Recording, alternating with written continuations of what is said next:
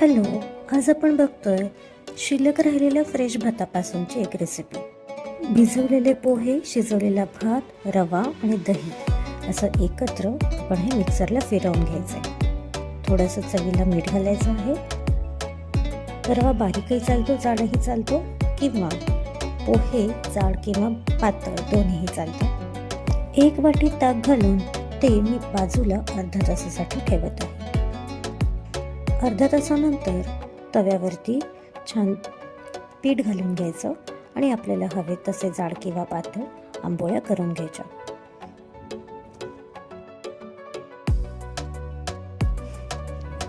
पीठ जास्त जाड ठेवू नये, म्हणजे आंबोळ्या पिठळणार नाहीत.